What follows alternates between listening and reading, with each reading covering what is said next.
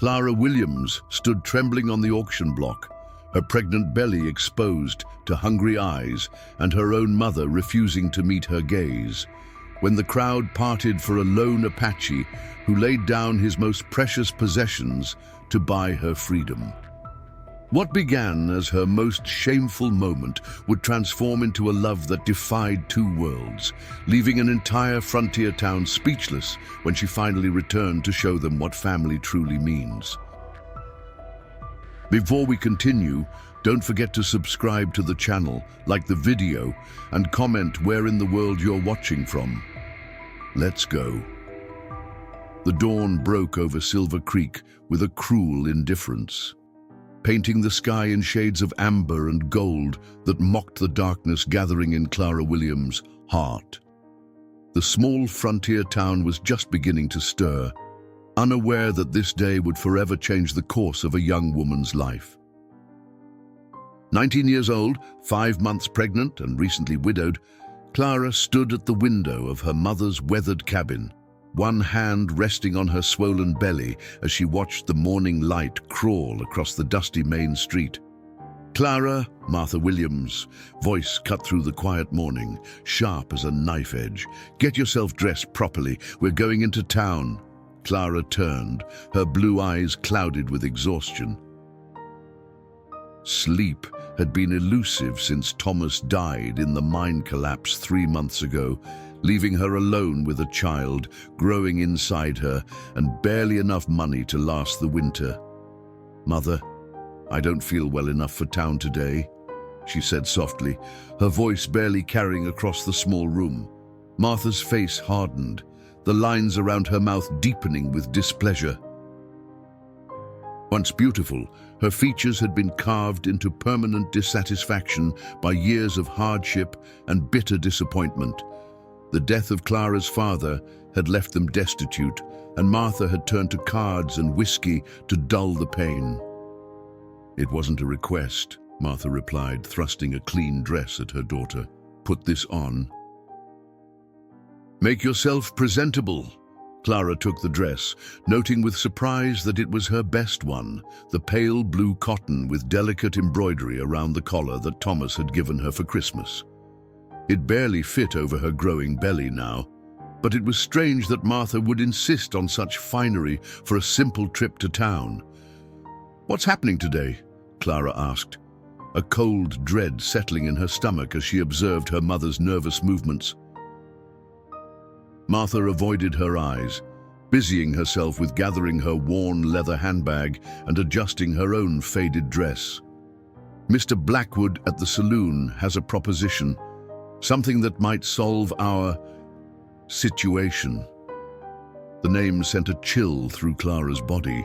Ezra Blackwood owned the Silver Spur Saloon, a man known for his ruthless business dealings and wandering hands. Rumors about the back rooms of his establishment circulated among the women of Silver Creek in whispered warnings. "What situation, Mother?" Clara asked, though she already suspected the answer. Martha finally met her daughter's gaze, a flash of shame quickly buried beneath hard pragmatism. "The debts, Clara, the ones your father left, and the ones I've accumulated since. Blackwood holds the notes.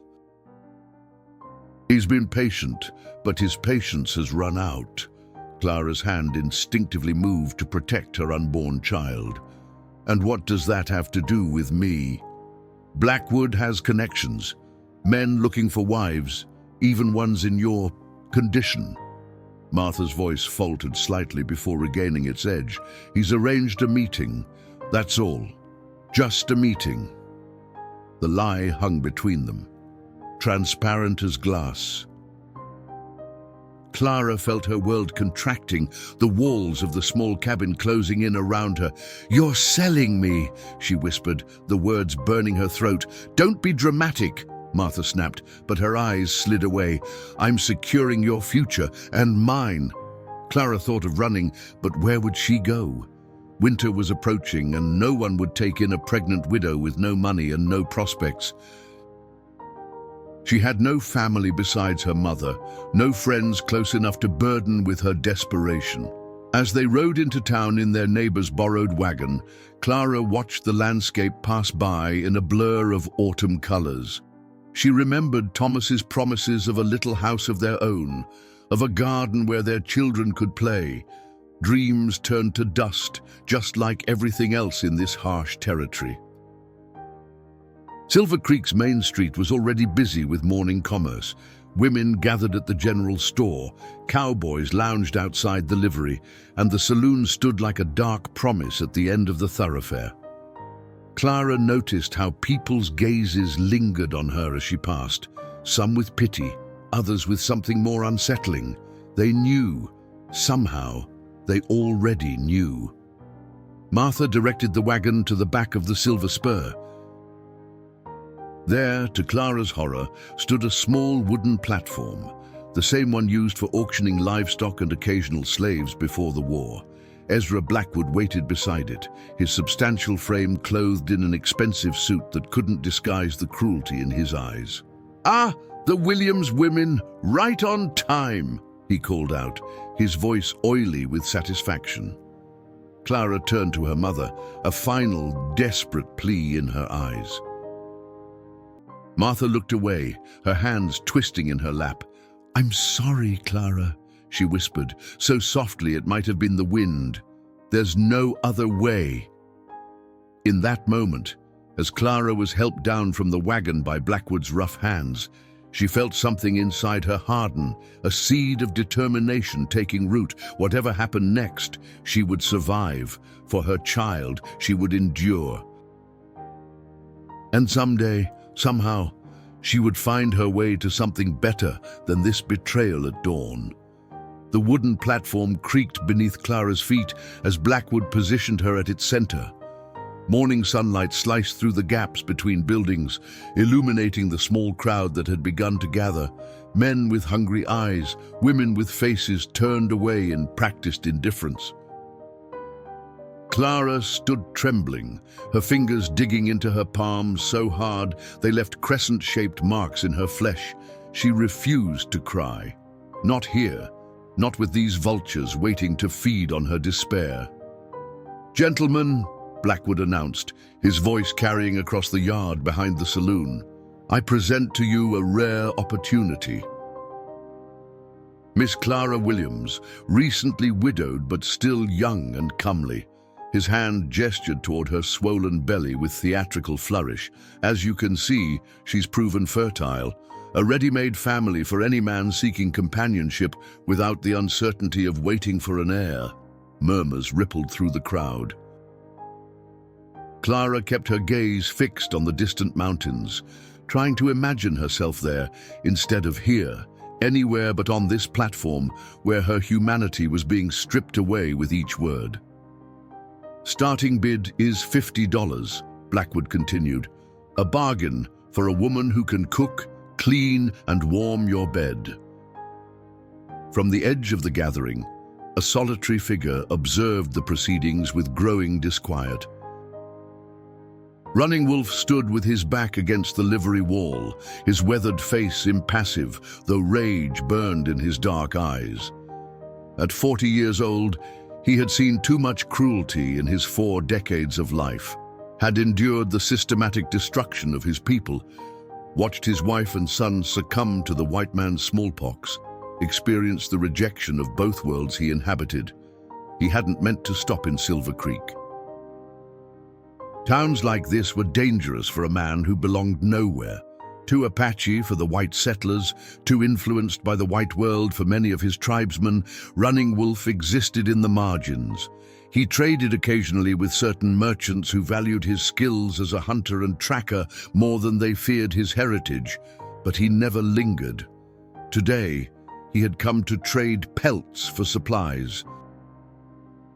Now, he found himself unable to walk away from the spectacle unfolding before him. $50, called a voice from the crowd. Clara recognized Mr. Peterson, the elderly rancher who had buried 3 wives already. $60, counted another, the blacksmith whose hands were known to be as heavy with his wife as they were with his hammer. Clara's mother stood to the side, her face a mask of stone as she watched her daughter being bartered like cattle. Only the trembling of her hands, clutched tightly around her handbag, betrayed any emotion. 75, came a new voice, silky and confident. The crowd parted to reveal James Harker, owner of the town's largest ranch, and a man whose reputation for cruelty made even Blackwood seem benevolent in comparison. 3 of his Mexican workers had disappeared last winter after challenging his authority. No questions had been asked. Clara felt her breath catch. Not him, anyone but him. 75 from Mr. Harker, Blackwood announced, satisfaction evident in his tone. Do I hear 80? Silence fell. No one would bid against Harker, not if they valued their standing in Silver Creek or their lives. Blackwood's grin widened. 75 going once. Running Wolf pushed himself away from the wall, the movement drawing every eye in the yard. His presence, previously unnoticed or deliberately ignored, now commanded attention. The crowd shifted uneasily as he approached the platform, his steps deliberate, his face unreadable. "What business do you have here, Indian?" Blackwood demanded, hand moving instinctively to the pistol at his hip. Running Wolf ignored him, his gaze fixed on Clara. Their eyes met, hers blue as the summer sky, his dark as the earth after rain. In that moment, something passed between them, recognition, perhaps, of shared wounds. "Step back," Harker commanded. "This doesn't concern you." Still, Running Wolf did not speak. Instead, he reached into the leather pouch at his waist and withdrew something that glinted in the sunlight. Gold coins, 5 of them, which he placed deliberately on the edge of the platform. Then from around his neck, he removed a silver medallion on a leather cord, a Spanish piece, centuries old and worth more than most men in this town would see in a lifetime. The crowd gasped. Clara stared at the offering, then at the man who had made it. "What's he doing?" someone whispered. "That's more than $100 in gold," another replied.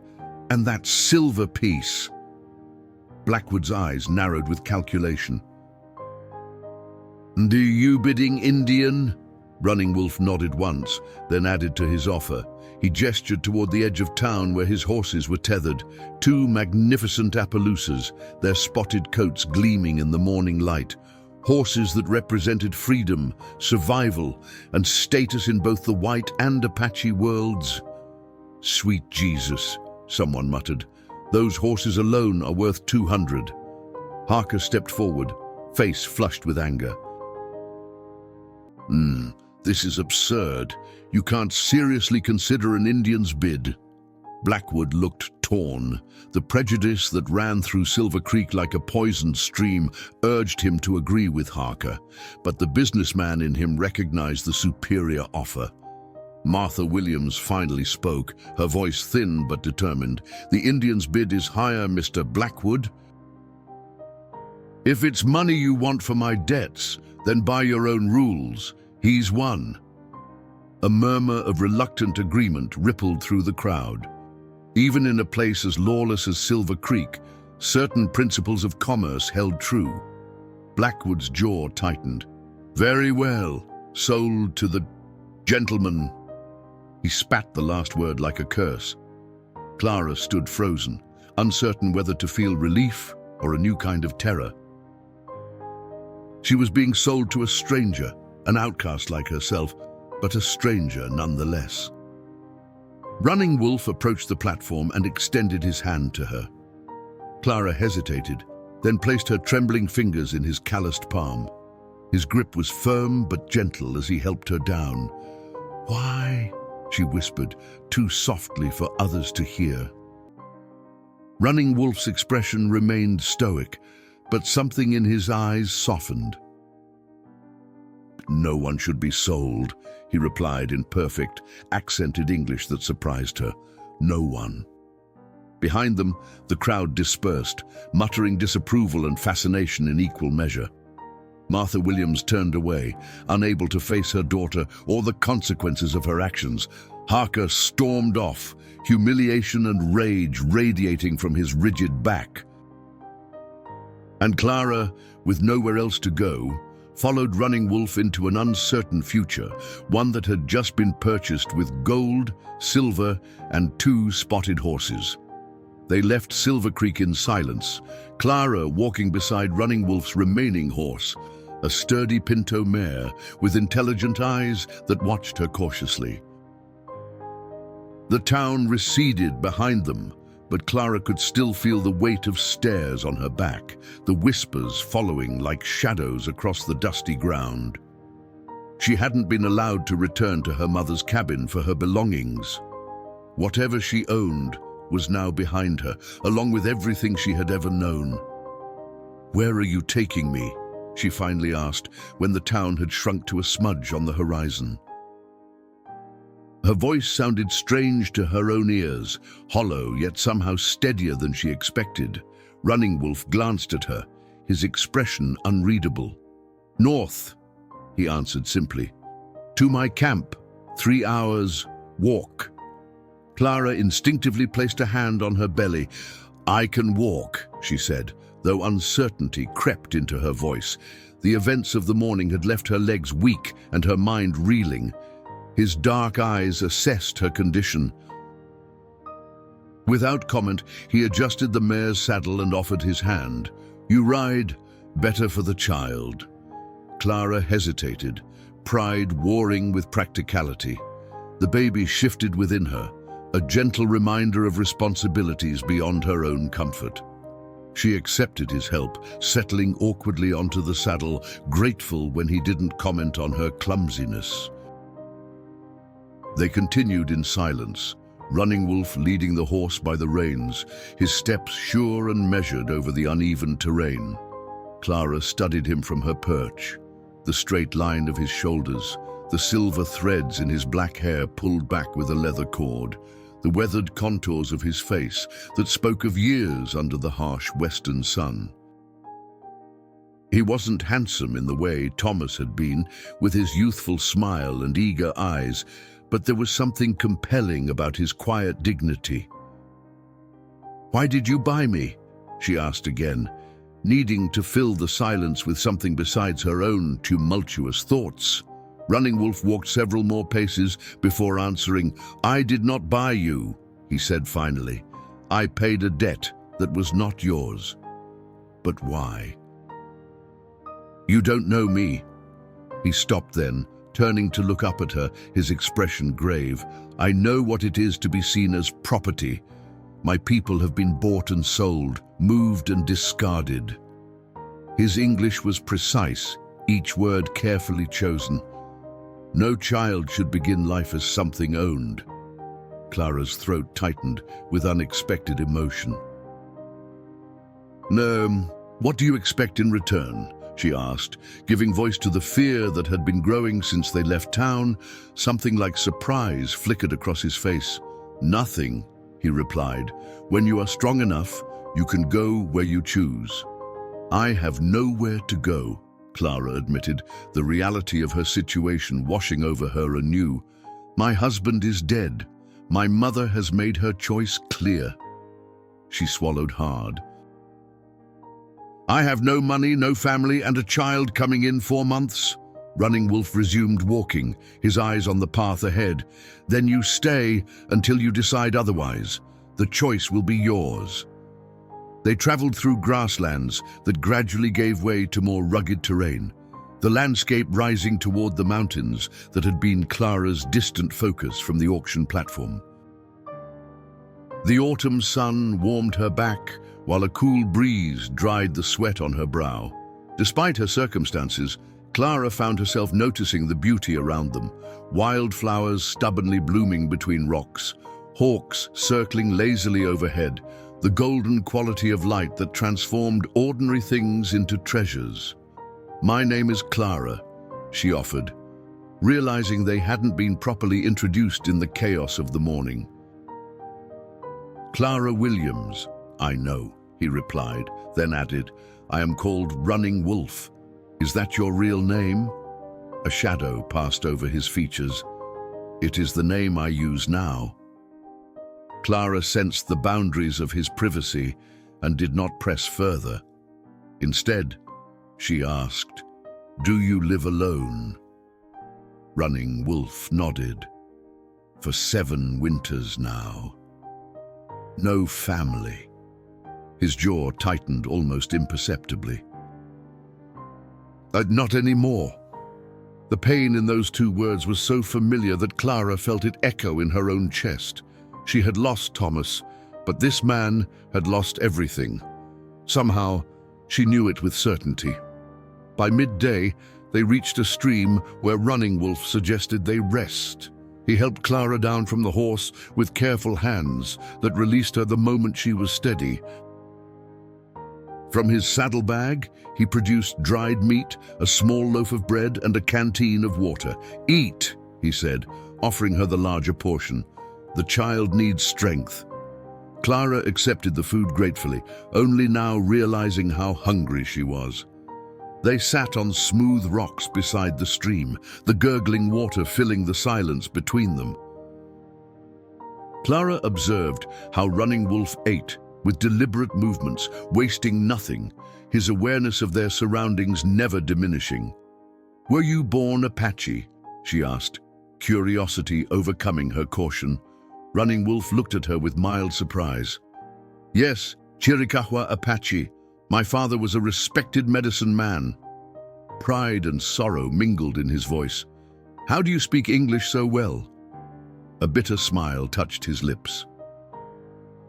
8 years at the white man's mission school, they believed they could erase what I was, make me into something else." He gazed at the flowing water. "They failed, but left their mark nonetheless." Clara absorbed this information, seeing him with new understanding.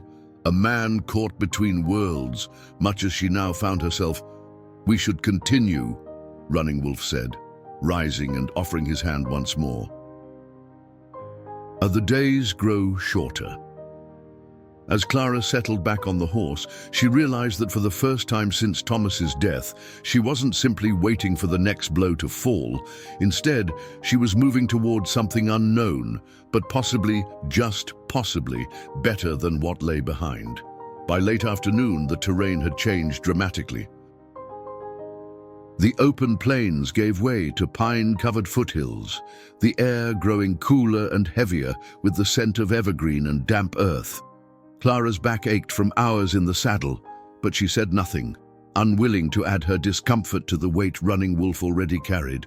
The supplies, the long walk, and the responsibility he had inexplicably assumed for her welfare. "Almost there," he said, breaking a silence that had stretched for nearly an hour. He pointed toward a ridge ahead where the trees thinned. Beyond that, Clara squinted into the lowering sun. "I don't see anything." A hint of something, perhaps amusement, flickered in Running Wolf's eyes. "That is the point." As they crested the ridge, Clara understood, nestled in a protected valley below, nearly invisible from any distance, was a small homestead unlike any she had seen before.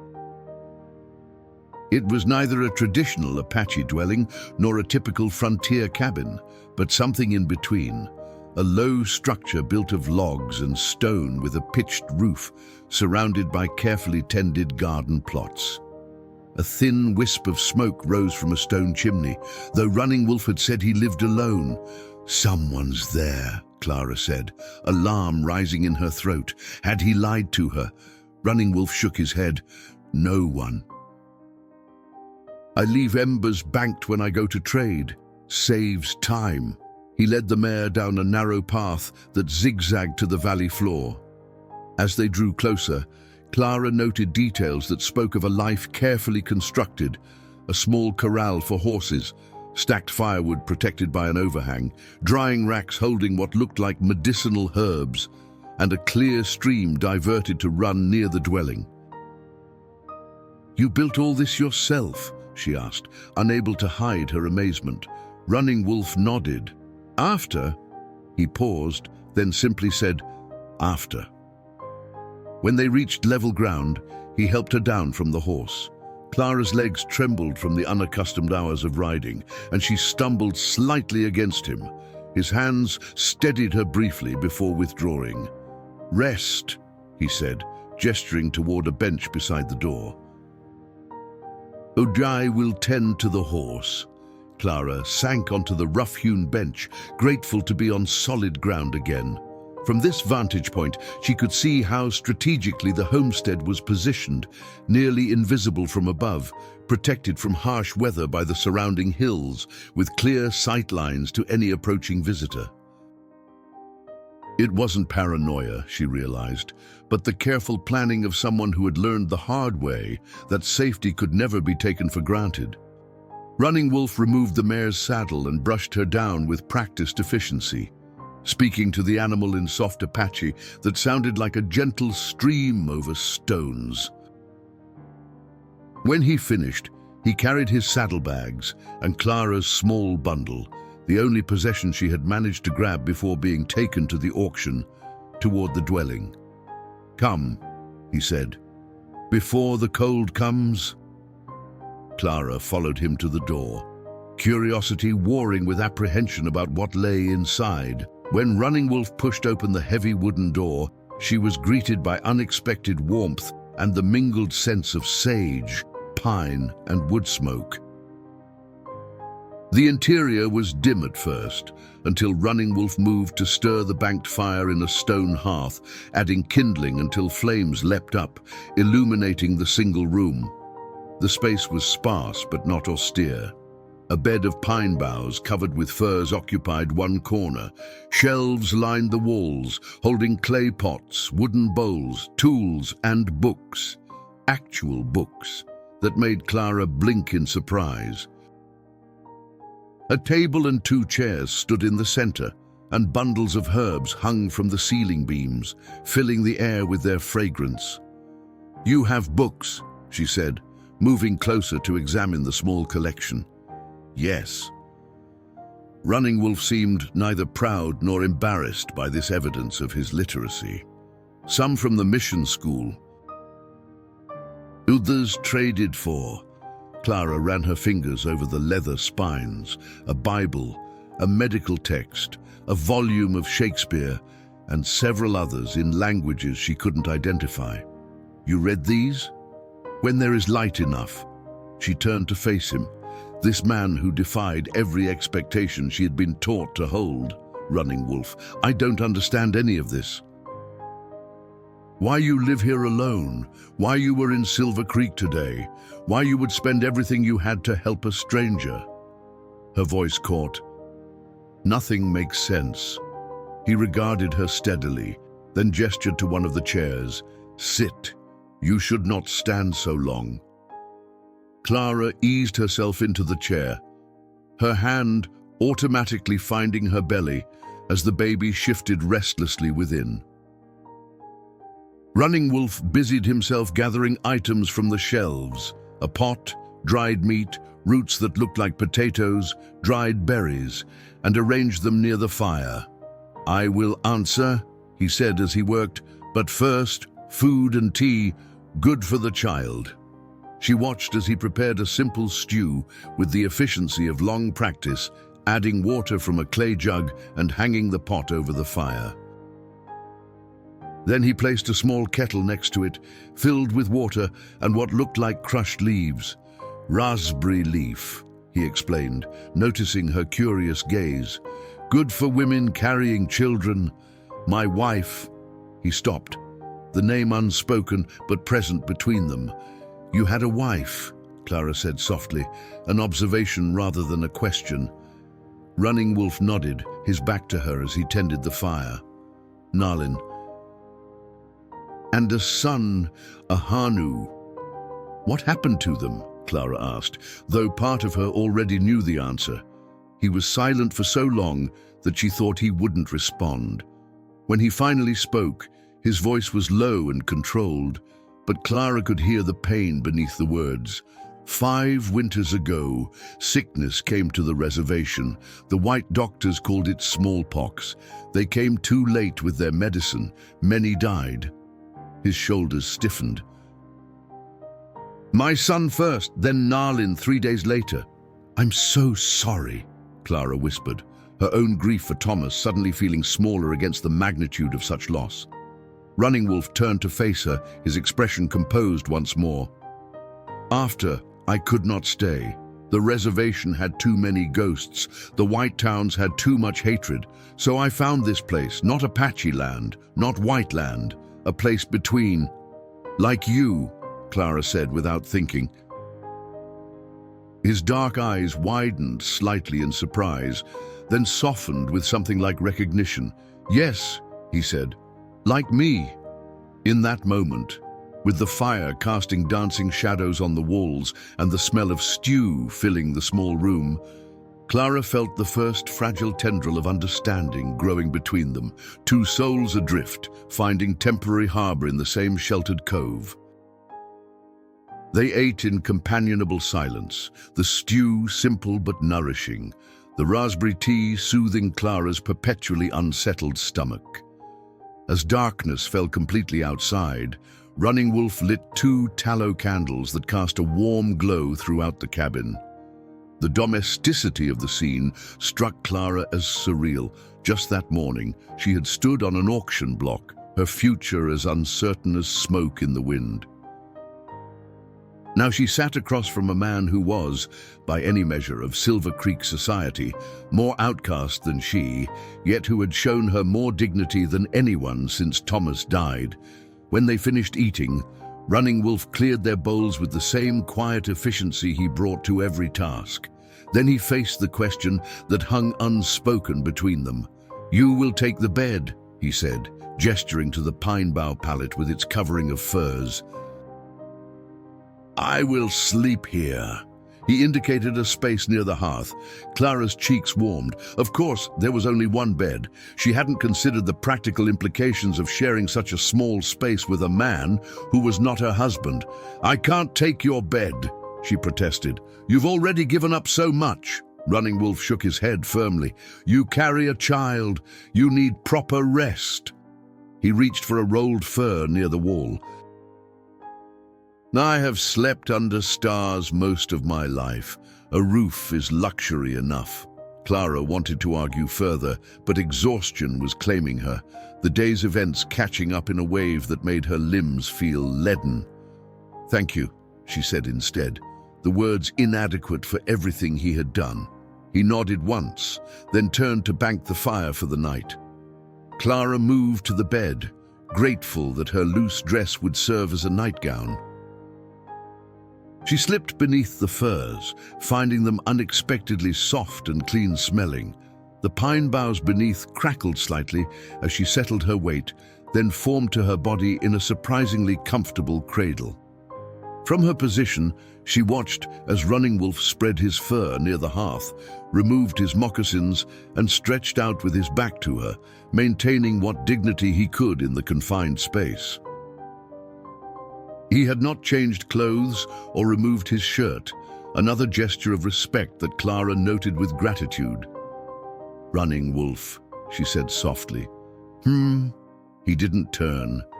I don't know how to thank you properly. He was silent for a moment.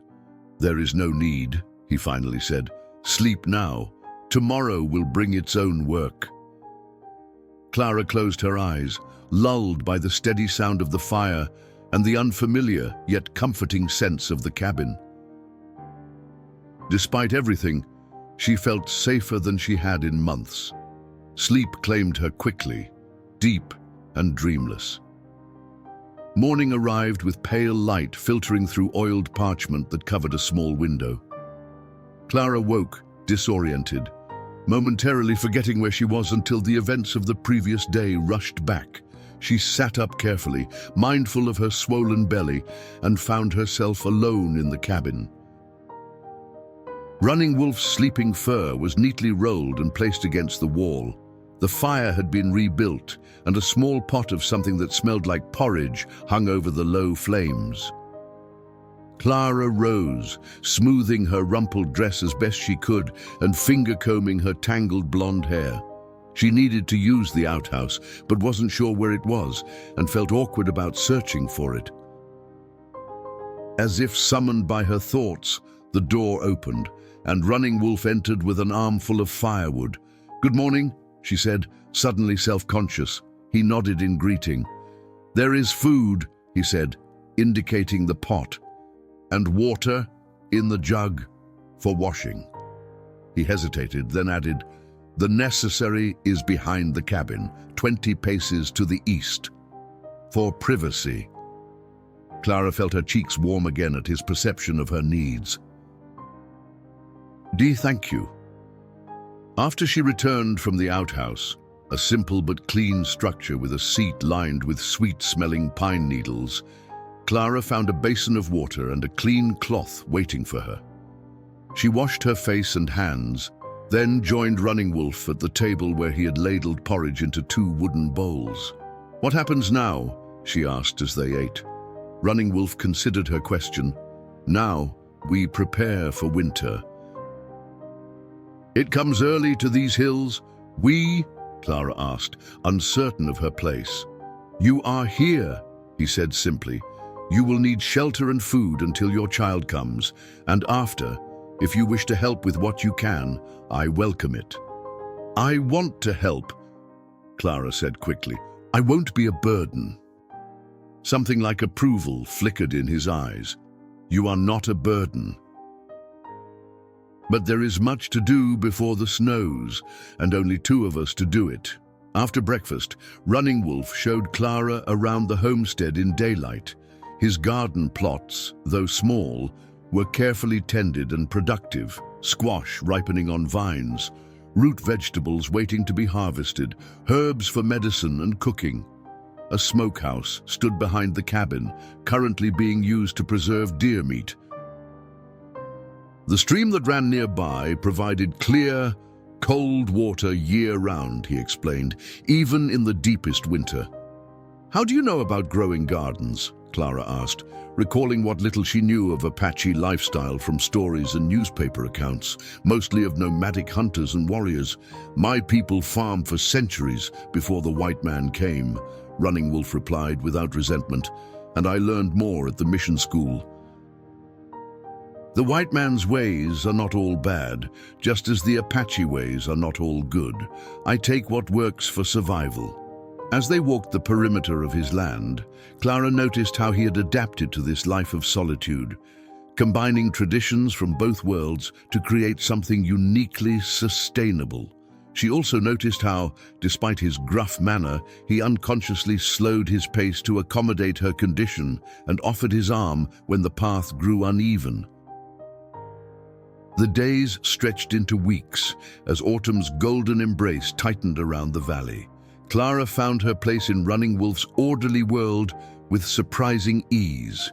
Though her pregnancy limited her movements, she discovered many ways to contribute. Mending clothes with the needle and thread Running Wolf had traded for, preparing meals from the bounty of his garden, organizing the herbs he gathered into neat bundles for drying. Running Wolf, for his part, worked from dawn until dusk, preparing for the coming winter. He split logs for firewood, smoked meat, reinforced the cabin's roof, and harvested the last of the garden's yield. Clara watched him sometimes from the doorway, marveling at the fluid economy of his movements, the quiet competence in everything he did. One crisp morning, as frost painted delicate patterns on the cabin's small window, Running Wolf entered with a bundle wrapped in soft deerskin. "For you," he said, placing it on the table before her. Clara looked up from the pot of stew she was stirring. "What is it?" "Open," he replied, his face unreadable as always. She wiped her hands on her apron, fashioned from one of Running Wolf's old shirts, and carefully unwrapped the bundle. Inside lay a dress of soft buckskin, beautifully tanned and expertly sewn, with subtle beadwork at the collar and sleeves. It was designed with ample room for her growing belly and would be far warmer than her worn cotton dress. "Did you make this?" she asked, running her fingers over the supple material. Running Wolf nodded once. But you need proper clothing for winter. Clara held the dress against herself, touched beyond words by the thoughtfulness of the gift. She had noticed him working on something in the evenings by firelight, but hadn't realized it was for her. "It's beautiful," she said softly. "But when did you find time?" A hint of a smile crossed his face. There is always time for what must be done." Clara changed into the dress behind a blanket that Running Wolf had hung across a corner of the cabin for her privacy.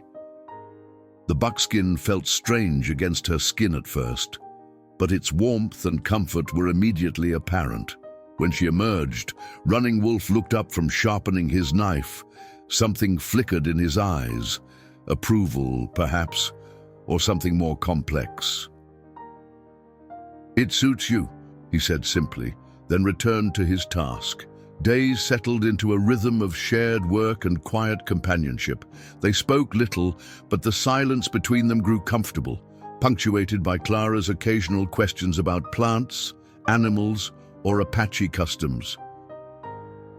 Running Wolf answered patiently, his initial reticence gradually giving way to longer explanations that revealed a keen intelligence and deep knowledge of both the natural world and human nature. One evening, as the first snow of the season dusted the valley, Clara sat by the fire, sewing a small blanket from scraps of cloth Running Wolf had brought back from his last trading expedition. "Have you thought of a name?"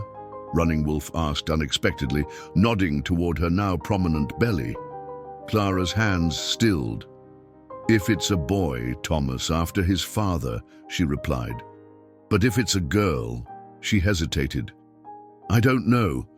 I had thought to name a daughter after my mother, but now—" The betrayal still stung, raw and unhealed.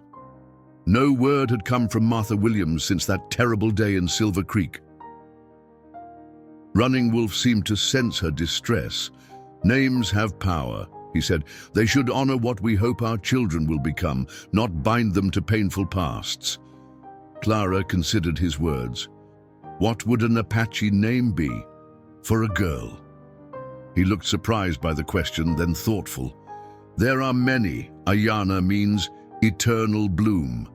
Halona, fortunate. Woya." He paused. "Woya means dove." "Woya," Clara repeated, tasting the word. "It's beautiful."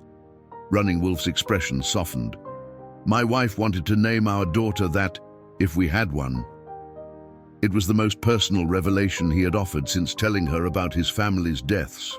Clara felt honored by his trust. "I'm sorry you didn't get the chance," she said gently. He nodded, his gaze on the fire. "Life gives and takes. We cannot control the taking, only how we receive what is given." Their quiet evening was interrupted by the sound of approaching hooves. Running Wolf was instantly alert, moving to the window with the silent grace of a predator. His hand went to the rifle mounted above the door. "Stay inside," he told Clara, his voice low and tense. Heart pounding, Clara set aside her sewing and moved away from the window. Running Wolf slipped outside, closing the door firmly behind him. Through the cabin's walls, she could hear male voices, one Running Wolf's measured tones, the other unfamiliar and agitated. After what seemed an eternity, the door opened again. Running Wolf entered, his face grave. "Who was it?" Clara asked, clutching the back of a chair for support. "Trader from Silver Creek," he replied. "Bringing news and warnings." "What kind of warnings?" Running Wolf met her eyes directly. "James Harker has been asking questions about where you went. He does not accept that he lost his bid." He paused. "And your mother has fallen ill." "Pneumonia," the trader said. Clara sank into the chair, her emotions a tumult of fear, anger, and unwanted concern. "Will Harker come looking?" "Perhaps, but snow comes soon. The passes will close until spring. And my mother?" Clara's voice trailed off, uncertain what she even felt. Running Wolf stood beside her, not touching but present. "When the weather allows, if you wish to see her, I will take you." Clara looked up at him. This man who had asked nothing of her, yet offered everything. Why would you do that, after what she did? His gaze was steady. Because some chains can only be broken by facing what forged them. In the quiet that followed, Clara felt the baby kick strongly, as if affirming the rightness of Running Wolf's words and the path they now walked together. Winter descended upon the valley with unrelenting force. Snow piled in drifts against the cabin walls, transforming the landscape into an endless sea of white, broken only by dark stands of pine. The cold penetrated everything, turning breath to silver mist and freezing the stream to glittering ice that required daily breaking for water. Inside the cabin, life contracted to essential rhythms, stoking the fire, melting snow, preparing food, and finding ways to occupy the long hours of darkness. Clara's pregnancy had advanced to its final month, her body heavy and awkward, her movements slow and deliberate. The baby was active, especially at night, its forceful kicks sometimes visible through the buckskin dress that had become her constant attire. Running Wolf had fashioned a crude cradle from bent willow branches, lined with the softest furs he could find. It sat near the hearth, ready for its tiny occupant, a tangible reminder of the imminent change to their carefully balanced existence. He had also begun teaching Clara words in Apache, simple terms for baby, sleep, hunger, pain, that might prove useful when her time came. "Say it again," Clara prompted one evening as they sat by the fire, she working a piece of leather into a tiny pair of moccasins, he carving a small wooden rattle. "Ishkitin," Running Wolf repeated patiently. "It means baby." "Ishkitin," Clara echoed, her pronunciation still awkward, but improving. "And the word for mother," Running Wolf's hand stilled momentarily. "Shema." "Shema," Clara said softly, placing her hand on her belly. "Soon I will be Shema." Something flickered in Running Wolf's eyes, a shadow of old pain, quickly masked. "Yes," he agreed, returning to his carving. "Soon." They worked in companionable silence for a time, the only sounds the crackling fire and the scrape of Running Wolf's knife against wood. Outside, the wind howled around the cabin's corners, a lonesome sound that made Clara grateful for the sturdy walls and warm hearth. "Do you think the passes are completely closed now?" she asked, her thoughts turning to Silver Creek and her mother's illness. Running Wolf nodded. "No one will travel until the spring thaw. Even the traders will not risk it." Clara frowned, conflicting emotions playing across her features. "I don't know what I feel about that. About her." "Your mother," Running Wolf said, not a question but an acknowledgement. "Yes." Clara set aside her sewing. "Part of me is still so angry I never want to see her again. But another part," she sighed, "she's the only family I have left, besides this little one." She patted her belly. "And if she's truly ill?" Running Wolf's dark eyes studied her. "The forgiveness is not for the one who wronged you," he said after a moment. "It is for yourself. To carry anger is to carry stones." "Is that what you did?" Clara asked softly. "After your family died, did you forgive those who brought the sickness?" The question hung in the air between them, more intimate than any they had shared before. Running Wolf was silent for so long that Clara thought he wouldn't answer. "I tried," he finally said, his voice low. "Some days I succeed, others, the stones are too heavy." He looked at her directly. "But I would not wish you to carry such a burden if you can set it down." Clara nodded, understanding the gift of his honesty. "Thank you for sharing that with me." A log shifted in the fire, sending sparks up the chimney. Outside, the wind's intensity increased, rattling the oiled parchment in the window. "The storm's getting worse," Clara observed, wrapping her arms around herself. Running Wolf rose and added another log to the fire. "It will pass by morning." He glanced at Clara, noting how she rubbed her lower back. "You have pain." Clara smiled ruefully. "Just the usual aches. This little one is pressing on everything these days." He moved behind her chair and, after a moment's hesitation, placed his hands on her shoulders. "May I?" Surprised, Clara nodded. Running Wolf's strong fingers began to knead the tense muscles of her neck and shoulders, his touch firm but gentle.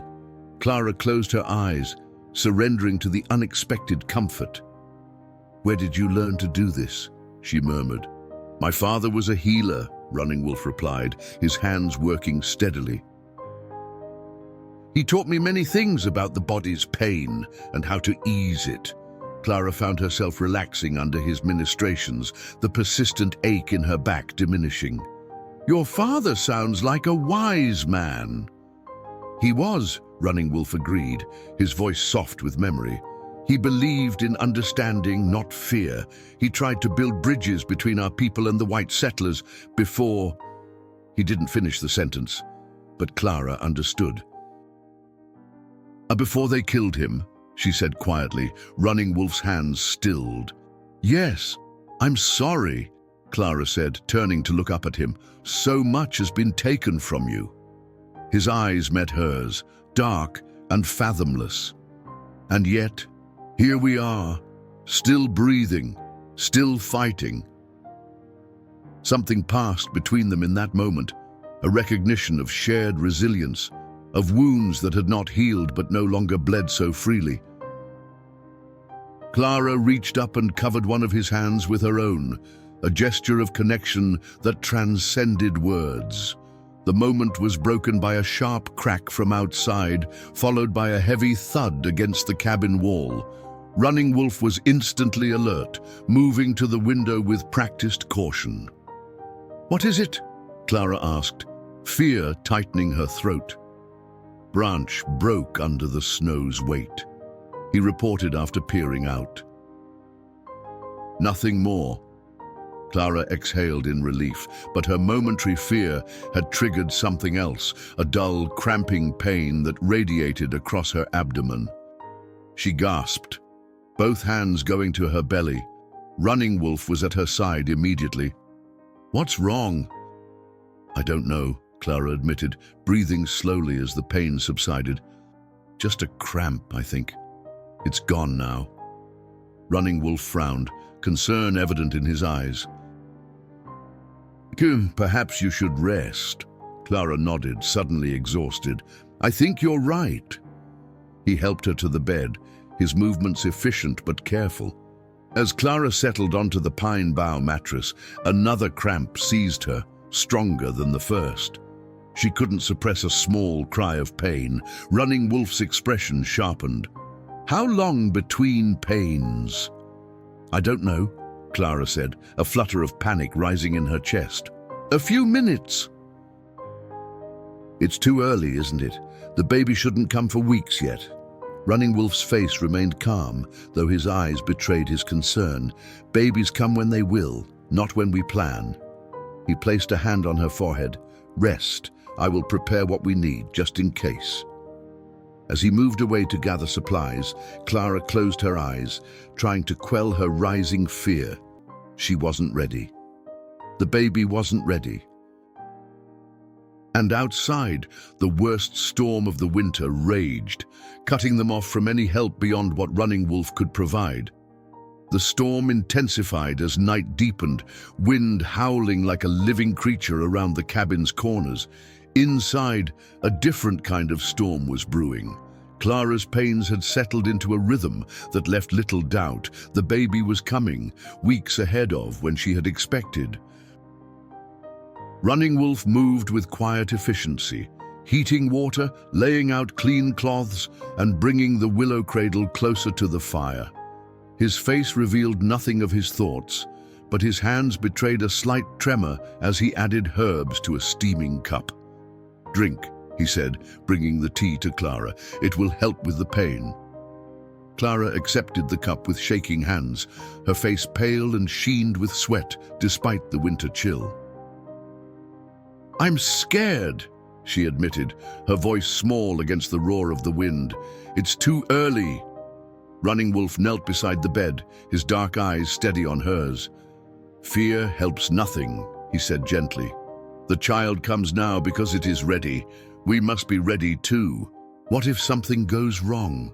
Clara whispered, voicing the fear that had haunted her since Thomas's death. "What if—" "I have delivered babies before," Running Wolf interrupted, his voice calm but firm. "My father taught me. The women of my tribe trusted me when there was no one else." He took the empty cup from her hands. "Now you must trust me too." Before Clara could respond, another contraction seized her, stronger than any before. She gasped, clutching at the furs beneath her. Running Wolf took her hand, allowing her to squeeze his with bruising force. "Breathe," he instructed, like the waves of the river, in and out. Clara tried to follow his guidance, finding a rhythm that helped her ride the crest of pain until it subsided. When it passed, she sagged back against the bed, exhausted. "That was a strong one," she panted. Running Wolf nodded. "They will come faster now." "Each one brings your child closer." Hours blurred into an endless cycle of pain and respite. The storm outside matched Clara's labor, intense, relentless, primal. Running Wolf remained a steady presence, wiping her brow with cool cloths, helping her walk when the pains eased, supporting her when they returned with crushing force. In the darkest hour of the night, when Clara felt she could endure no more, Running Wolf began to sing softly, an Apache melody with words she didn't understand but whose meaning she somehow felt. A song of strength, of women's power, of new life emerging from darkness. The sound wrapped around her like a blanket, giving her something to focus on beyond the pain. What are the words?" she asked during a brief respite, her voice hoarse from hours of labor. Running Wolf continued to bathe her face with a damp cloth. "It says, 'Mother of strength, your body knows the way. The ancestors walk with you. The child comes to your loving arms.'" Tears spilled from Clara's eyes, tracing silver paths down her flushed cheeks. "Sing it again," she whispered. "Abri, please." He did, his deep voice barely audible above the storm, yet somehow filling the cabin with its resonance. Clara closed her eyes, drawing strength from the ancient words, from this man who asked nothing but gave everything. When the next contraction came, something changed. An overwhelming pressure built low in her body, an irresistible urge she couldn't fight. "I need to push," she gasped, gripping Running Wolf's arm with desperate strength. He checked her quickly, with clinical detachment that preserved her dignity. "Yes," he confirmed, "the baby comes now." What followed was a battle more intense than any Clara had imagined. Her world narrowed to Running Wolf's calm instructions, the fire's heat on her skin and the overwhelming force moving through her body. She pushed with everything she had, falling back exhausted between efforts, only to gather her strength again when the next wave came. "I see the head," Running Wolf said at last, his voice betraying emotion for the first time. "Dark hair, like its father." Clara sobbed, relief and anticipation mingling with her exhaustion. "Is it all right?" "Keep pushing," Running Wolf urged instead of answering. Almost there. With a final, monumental effort, Clara bore down, feeling the inexorable slide of the baby leaving her body. The relief was immediate and overwhelming, followed by a moment of terrifying silence. Then, a cry, thin and reedy, but unmistakably alive. A girl, Running Wolf announced, his hands cradling the tiny, slippery form with surprising tenderness. "You have a daughter." He placed the infant on Clara's chest, covering them both with a warm fur. The baby's cries quieted as she felt her mother's warmth, her tiny face scrunched and red, perfect despite her early arrival. "She's so small," Clara breathed, counting fingers and toes with trembling hands. "But strong," Running Wolf observed. "Listen to her lungs." As if to prove his point, the baby let out another cry, louder this time. Clara laughed through her tears, overwhelmed by the fierce love that surged through her. Running Wolf busied himself with the afterbirth and cleaning up, giving Clara time to marvel at her daughter. When he returned to the bedside, he brought a small bowl of warm water and soft cloths. "May I help you clean her?" he asked, his usual stoicism replaced by something Clara had never seen before, a vulnerability, a tender uncertainty. "Oh dear, of course," she said softly. Together they washed the newborn, Running Wolf's large hands impossibly gentle as they wiped blood and birth fluids from the tiny body. He showed Clara how to clean the umbilical cord with an herbal solution and how to swaddle the baby tightly to make her feel secure. When they finished, Running Wolf carefully lifted the swaddled infant and placed her in the willow cradle. He stood looking down at her for a long moment, his expression unreadable. "Running Wolf," Clara said, exhaustion making her voice barely audible. He turned to her, something shining in his eyes that might have been tears. "Rest now," he said. "I will watch over you both." "Warrior," Clara murmured, sleep already claiming her. "Her name is Warrior." Running Wolf stilled. "But you would give her an Apache name?" "It's beautiful," Clara whispered, fighting to keep her eyes open. "She's beautiful, like a little dove."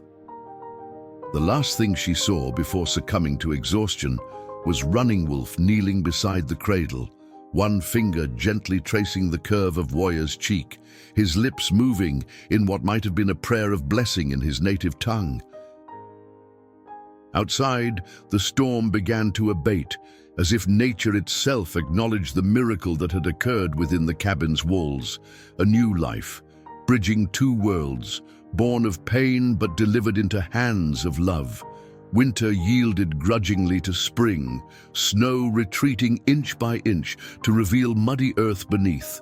The days lengthened, sunlight streaming through the cabin's small window in golden ribbons that danced across Warrior's cradle. At 3 months old, the baby had thrived despite her early arrival, growing plump on Clara's milk and flourishing under the constant attention of two devoted caregivers. Clara watched from the doorway as Running Wolf held Warrior against his chest, walking the perimeter of the garden he had begun to prepare for planting. He spoke to the infant in Apache, his deep voice carrying on the breeze, telling her the names of plants, birds, clouds. Though Warrior couldn't possibly understand, she seemed transfixed by his voice, her dark eyes wide and alert. The transformation in Running Wolf over these months had been remarkable. The stoic, guarded man who had purchased Clara's freedom had gradually given way to someone who smiled more readily, whose eyes softened when Warrior grasped his finger with her tiny hand. He never presumed upon Clara's gratitude or their unusual situation, maintaining a respectful distance that honored her status as a widow still mourning her husband. Yet his devotion to both mother and child was unwavering. "She loves when you talk to her," Clara said as Running Wolf returned to the cabin, Warrior now drowsy against his shoulder. "She recognizes the old language," he replied, carefully transferring the baby to Clara's waiting arms. "It speaks to her blood." Clara didn't correct his assumption that Warrior shared Thomas's heritage rather than being fully white. In truth, the baby's coloring, dark hair and eyes, skin a shade darker than Clara's fair complexion, made it easy for anyone to believe she had mixed ancestry. If Running Wolf found comfort in thinking Warrior carried something of his people in her veins, Clara saw no reason to deny him that belief. The pass should be clear enough to travel soon, Running Wolf said, changing the subject as he washed his hands in the basin. If you still wish to go to Silver Creek. Clara looked down at Warrior, now sleeping peacefully in her arms. The thought of returning to the town where she had been so humiliated filled her with dread, yet she couldn't deny the pull of unfinished business. "Do you think my mother is still alive?" she asked quietly. Running Wolf dried his hands on a cloth. "I don't know, but you will not find peace until you know." Clara nodded slowly. "And what about Harker?" The trader said he was asking questions. A shadow crossed Running Wolf's face. "I will not allow him to harm you or Warrior." His voice held a steely certainty that both reassured and concerned Clara. She didn't want to be the cause of more violence in this man's life. "Perhaps he's forgotten by now," she suggested without conviction. Running Wolf's expression made it clear he thought this unlikely, but he didn't contradict her. Instead, he said, "We will go together, stay only as long as needed, then return home before the planting must begin." Home. The word hung in the air between them, weighted with meaning neither was prepared to fully acknowledge. This cabin, this valley, it had become home to Clara in ways Silver Creek had never been, and Running Wolf's use of "we" suggested he saw them as a unit, a family of sorts, bound by circumstance, but also by choice. A week later, they set out at dawn. Clara rode the pinto mare, Warrior securely wrapped against her chest in a cradle board of Running Wolf's making. He walked beside them, leading the horse with one hand, his rifle slung across his back. They traveled slowly, stopping frequently to tend to Warrior's needs and to rest Clara, who was still regaining her full strength after the birth. The journey to Silver Creek took 2 days, during which they encountered no one. Clara was grateful for the solitude, knowing that once they reached town, privacy would be a luxury they could no longer afford. They made camp the second night on a ridge overlooking Silver Creek. From this distance, the town looked harmless, a collection of wooden buildings nestled in a valley, smoke rising from chimneys, the steeple of the small church catching the last rays of sunset. "We'll go in tomorrow," Running Wolf said, as he built a small fire. "Early, before too many are about." Clara nodded, nursing Warrior beneath her shawl. "Will you come with me to see my mother, if she's still there?" Running Wolf hesitated. "It might be better if I wait outside town. My presence will only complicate matters." Clara understood his reasoning, but felt a pang of anxiety at the thought of facing Silver Creek alone. What if Harker is there? "I will be watching," Running Wolf assured her. "No harm will come to you or Warrior." He stoked the fire, sending sparks spiraling into the darkening sky. But there is something we must discuss before tomorrow." Clara looked up, noting the unusual tension in his posture. "What is it?" Running Wolf seemed to choose his words carefully.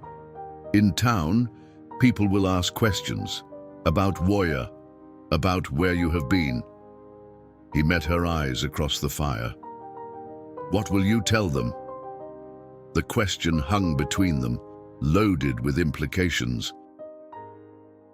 Clara had thought about this during the long winter nights, knowing that eventually she would have to face the judgment of Silver Creek society. "I'll tell them the truth," she said finally, "that you saved me from a fate worse than death, that you've been nothing but honorable, that Warrior is Thomas's child, born early but strong." She took a deep breath. "And that I would rather live as an outcast with people who treat me with dignity than return to a place that sold me like cattle."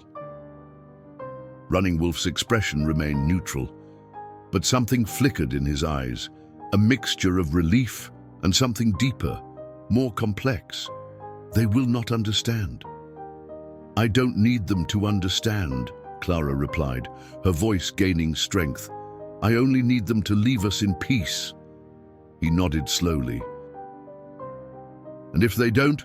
Clara looked down at Warrior, now sleeping peacefully. Then we'll face that together, as we've faced everything else. The words were brave, but as Clara lay beside the fire that night, Warrior nestled against her. Doubt crept in like the night chill. Silver Creek had rules, expectations. The town that had stood by while she was auctioned would not suddenly embrace her choice to live with an Apache, no matter how honorable his intentions. And Harker, a man used to taking what he wanted, would not easily forget being publicly denied. Morning came too quickly, pale light filtering through the pine boughs above their camp. Clara dressed with care in the cleanest dress she owned, a simple cotton garment Running Wolf had traded for during the winter. She wrapped Warrior in a soft blanket, the baby's dark eyes alert, as if sensing the importance of the day. Running Wolf had been up since before dawn, his face painted with subtle markings that Clara recognized as traditional for important occasions. He wore his best buckskins and a silver medallion, not the one he had used to purchase her freedom, but another, equally valuable. His hair was neatly braided, his bearing proud but not challenging. "You look like a chief," Clara said softly, touched by his attention to appearance for her sake. "I want them to see you are protected by someone of worth," he replied simply. "You're not a savage."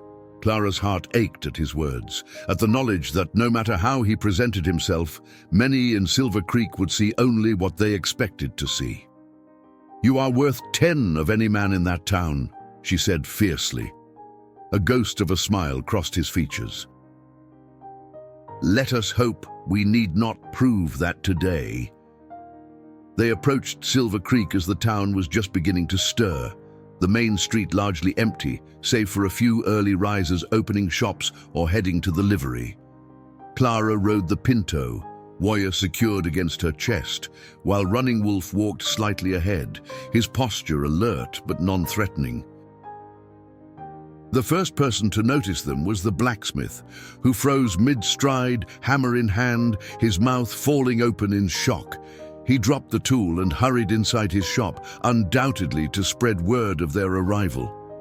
"It begins," Running Wolf murmured, his expression revealing nothing of his thoughts.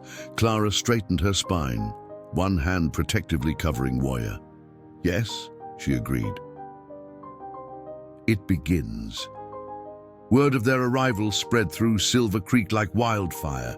By the time Clara and Running Wolf reached the town square, faces appeared in every window, and townsfolk emerged from shops to stare openly at the spectacle. Clara Williams, once auctioned in disgrace, now returned with a baby and an Apache at her side. The whispers followed them like shadows, growing louder with each step. She actually lived with the Indian. That's her baby. Looks too dark to be Thomas's. Shameless, bringing him right into town. Clara held her head high, refusing to acknowledge the murmurs. Warrior, sensing the tension, began to fuss. Clara soothed her with gentle words, acutely aware of how the tender gesture contradicted the town's expectations of her moral ruin. Sheriff Mills stepped into the street, hand resting meaningfully on his holster. "Miss Williams," he said, his tone more curious than hostile. "Folks had wondered what became of you." "Mrs. Williams," Clara corrected firmly. "My husband may be dead, but I remain his wife." The sheriff's eyes flicked to Running Wolf, whose expression remained impassive, then to Warrior. "I see you've been busy since you left us." "My daughter was born in the winter," Clara replied, her voice steady. "She is Thomas's child, Sheriff. And this man," she gestured to Running Wolf, "is the reason we both survived to see spring." Running Wolf spoke then, his English clear and precise. "I mean no trouble for your town. We have come only to visit Mrs. Williams' mother, then we will leave." Sheriff Mills assessed him with narrowed eyes. "Martha Williams passed 3 weeks ago," he said bluntly. "Pneumonia took her in the end." Clara felt a complicated surge of emotion, grief mingled with relief, and a bitter sense of unfinished business. Running Wolf moved slightly closer to her, a silent offering of support. "Where is she buried?" Clara asked quietly. "Church Cemetery, East Corner." The sheriff shifted uncomfortably. "Listen, Mrs. Williams, there's something else you should know. James Harker is right here," came a cold voice from behind them. Clara turned to see Harker emerging from the saloon, flanked by 2 of his ranch hands. He looked much as she remembered, tall, well-dressed, with eyes like chips of ice and a smile that never reached them. Her arms tightened instinctively around Woya. "Well, well," Harker drawled, approaching with deliberate slowness. "But the prodigal daughter returns, and with such interesting companions." His gaze lingered on Running Wolf with undisguised contempt before shifting to Woya. "Charming little half-breed you've got there." Running Wolf's body tensed, but his voice remained calm. "We did not come for trouble." "No." Harker's smile widened unpleasantly. "Funny thing about trouble, it has a way of finding certain people." He turned to Clara. "Your mother owed me money, Mrs. Williams. Considerable money. Debts don't die with the debtor, especially when there's an heir." Clara felt cold fear wash over her. "I have no money." "Oh, I can think of other ways you could pay," Harker replied, his meaning unmistakable. Running Wolf moved then, placing himself between Clara and Harker. "The woman is under my protection," he said, each word precise and weighted. "Her debts are my debts," Harker laughed, the sound sharp as breaking glass. Protection from a savage who couldn't even protect his own kind from being rounded up like cattle. He turned to address the growing crowd. "Is this what Silver Creek has come to? White women living with Indians, bearing their brats, bringing their primitive ways into our town?" The tension in the air was palpable, the threat of violence imminent. Clara scanned the faces in the crowd, searching for any sign of sympathy, finding only curiosity and judgment, until her eyes landed on Reverend Parker, standing on the church steps. The elderly preacher had always been kind to her, one of the few who had objected, however quietly, to her auction. "Reverend," she called, her voice carrying across the square. "May I speak with you? It concerns my mother's final resting place." The request, so ordinary and proper, seemed to break the spell of hostility. The Reverend hesitated only briefly before nodding. "Of course, my child. Come." Clara turned to Running Wolf, communicating silently with her eyes. He understood, giving a barely perceptible nod. She would go to the Reverend. He would remain alert to Harker's movements. As Clara crossed to the church, Woya cradled against her chest. The crowd parted like water. She felt their stares, but kept her focus on the Reverend's kind, weathered face. Behind her, she could feel Running Wolf's protective presence, steady as a mountain. "Your mother asked for you at the end," Reverend Parker said quietly when she reached him. She regretted what happened. Clara swallowed the knot in her throat. "Did she suffer?" "No. She went peacefully." He glanced at Woya. "May I see the child?" Clara carefully adjusted the blanket, revealing Woya's face.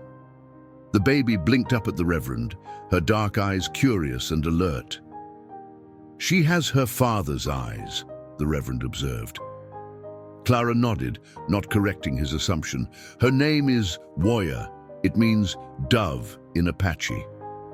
Something shifted in the Reverend's expression. Not disapproval, but understanding. "You found peace in your exile," he said, his voice too low for others to hear. "I found truth," Clara replied, and kindness where I least expected it. Their quiet exchange was interrupted by raised voices. Clara turned to see Harker advancing on Running Wolf, one hand moving toward the gun at his hip. "Your kind isn't welcome here," Harker was saying, loud enough for all to hear. "Never was, never will be." Running Wolf stood his ground, unarmed but unafraid. "I will leave when she is ready, not before." "You'll leave when I say you." "That's enough, James."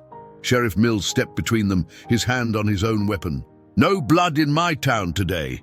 Harker's face contorted with rage. "You're defending him after what his people did to my brother in '68. "I'm upholding the peace," the sheriff replied evenly. "And if you draw that gun, you'll be spending the night in my jail." Clara handed Woya to the Reverend and hurried forward, fear giving way to a sudden, fierce determination. She had spent too long being afraid, too long allowing others to determine her fate. No more. "Mr. Harker," she said, her voice ringing clear across the square, "whatever debt my mother owed you died with her. I owe you nothing, not money, not obedience, and certainly not fear." Harker's cold eyes fixed on her. "You forget yourself, Mrs. Williams. This man bought you like a mare at auction, your property, not a person of standing." "No," Clara countered, surprising herself with her steadiness. "He paid a debt to free me, not to own me. There's a difference you might not understand." She took a deep breath. "And while the law may not recognize it, I recognize him as my daughter's guardian and protector, a man of honor in a town that seems to have forgotten the meaning of the word." A murmur ran through the crowd. Clara had crossed a line, publicly aligning herself with Running Wolf in a way that defied every social convention. She felt rather than saw Running Wolf's surprise, his stillness communicating more than words could have. "You've gone native," Harker spat. "Living with a savage has addled your mind. I've lived with a man who values life over pride, compassion over power," Clara replied, finding strength in the truth. "Who delivered my child in a blizzard and never once made me feel I was a burden or a possession." She looked around at the townsfolk, meeting their eyes one by one. "Judge me if you must, but know that I choose this life freely."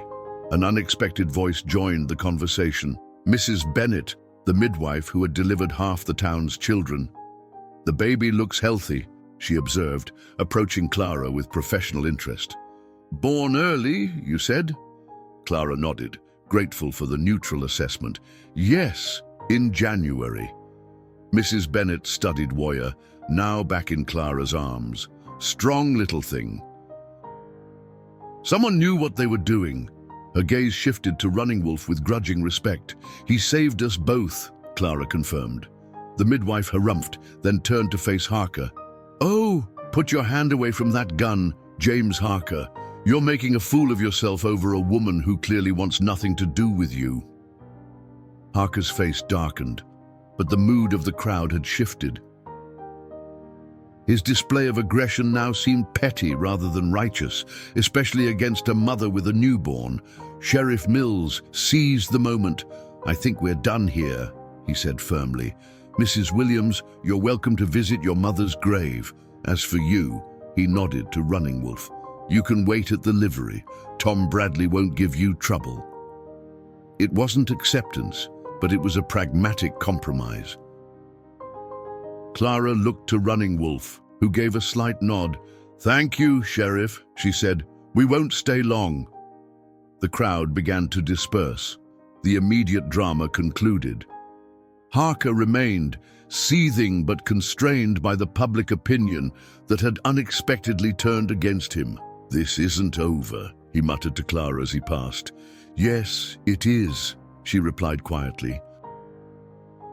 "It was over the moment you thought you could buy a person." Later, as Clara knelt by her mother's fresh grave, Woya sleeping peacefully in a makeshift cradle beside her, she found not the closure she had sought, but something more complex, a melancholic peace. Martha Williams had made terrible choices, driven by desperation and her own demons, but in the end, she had asked for her daughter. It wasn't forgiveness, exactly, but it was enough to lay the stones of anger down.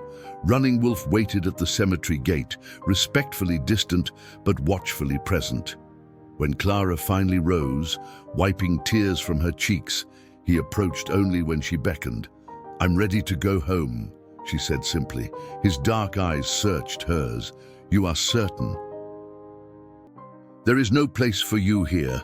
Clara looked back at Silver Creek, the town that had witnessed her deepest humiliation and her unexpected reclamation of dignity. "No," she said. "My place is with you. Warrior's place is with you." Something softened in Running Wolf's face, a vulnerability he rarely allowed himself to show. "Then we go home." As they left Silver Creek, Clara riding the pinto mare with Warrior secure against her chest, Running Wolf walking steadily beside them, the whispers followed. But they were different now, still judgmental, still disapproving, but tinged with a reluctant respect. The woman they had once seen as an object to be sold had returned as someone they hardly recognized, someone with the courage to choose her own path, regardless of society's expectations. 3 days later, they crested the final ridge before Running Wolf's Valley. The cabin waited below, smoke already rising from the chimney, evidence that someone had been there in their absence. Clara tensed, but Running Wolf raised a hand in greeting. A figure emerged from the cabin, Singing Bird, an elderly Apache woman Clara recognized from Running Wolf's descriptions as his father's sister. "I asked her to come," Running Wolf explained, "to help with Warrior while we plant, and," he hesitated, "to witness." "Witness what?" Clara asked, confused. Running Wolf met her eyes directly. "Among my people, when a man and woman choose to join their lives, the elders witness. It is not the white man's marriage, but it is sacred nonetheless." Clara's breath caught. "Are you asking?" "I am asking if you will join your path to mine," he said simply. "Not as someone bought or saved, but as an equal, as Warrior's mother and my wife in the eyes of my ancestors." Tears welled in Clara's eyes, not of sadness, but of a joy so unexpected it almost hurt. "Yes," she whispered. "Yes." Singing Bird watched from below as Clara leaned from her saddle to take Running Wolf's hand, sealing with that simple gesture a bond that had begun in the most unlikely of circumstances. An auction block, a desperate bid, and a journey neither could have imagined. "Come," Running Wolf said, his voice gentler than she had ever heard it. "Warrior should meet her great aunt. And we have planting to begin." As they descended into the valley, Clara felt the weight of Silver Creek, of her mother's betrayal, of all the pain that had marked her past year, lifting like morning mist. Ahead lay a life that would never be easy, that would exist in the margins between two worlds often at war with each other. But it was a life chosen, not imposed, a life built on mutual respect and a love that had grown slowly, organically, like the crops they would soon plant in the fertile soil of their shared home. Warrior stirred against her chest, making the small, contented sounds of a baby well-loved and secure in her world. Clara smiled down at her daughter, this precious bridge between cultures, the living embodiment of hope. "Warrior," she whispered, the Apache name feeling right on her tongue. "My little dove, we're home."